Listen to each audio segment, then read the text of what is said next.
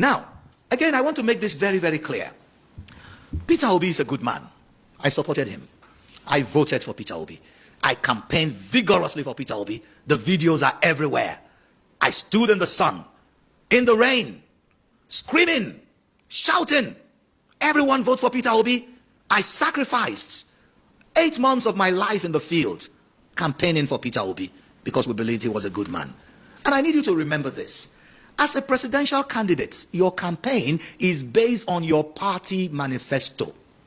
So everything Peter Obi said he was going to do was not Peter Obi's own thinking.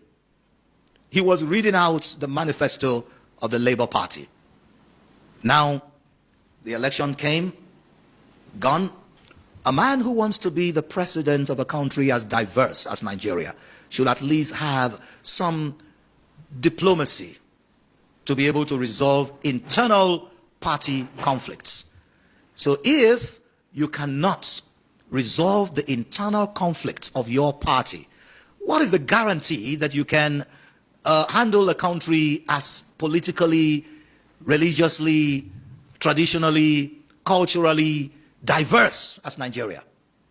Even Russia and Ukraine that are at war, they still sit down to have peace talks. Gaza and Israel, Hamas still sits down with Israel to have talks. Even with the trade war presently going on between America and China and the rest of the world, they still sit down to negotiate. Can a good thinking Nigerian explain to me why Peter Obi cannot have a cup of coffee with Abure and say, let's sit down and talk this thing over? Must you destroy the Labour Party, destroy the entire structure of that party so that you can now build on what? On sand? Peter Obi came into a unified Labour Party. He inherited a party that was united. The party was united when Peter Obi came in. Is the Labour Party united today? And for those who think that we cannot take on Peter Obi, let me tell you, no one is above the law, no one is above criticism.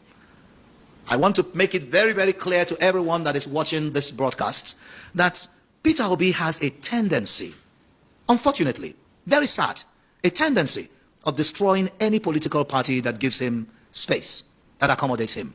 Let me prove it. Peter Obi's career started with ABGA. ABGA was a political party that was formed by the late Ikemba Nnewi Odumegwu Ojukwu. That was where Peter Obi cut his political tooth. He promised Ojukwu, under no circumstance will I leave ABGA. He joined ABGA when ABGA was aspiring to become a national party.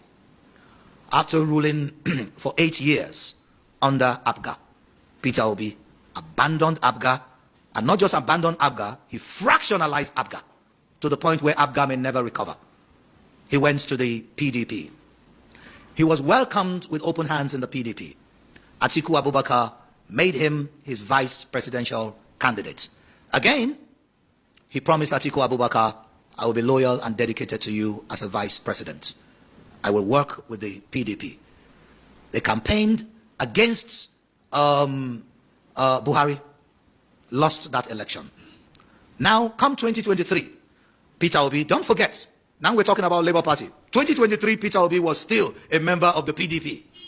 Again, just like a virus, an internal disease, he began to fractionalize the PDP. Atiku pleaded with Peter Obi and said, Peter, if we make this thing a 3-man race, Tinubu will win, because we will divide the votes between I, Atiku, and you, Peter Obi, and then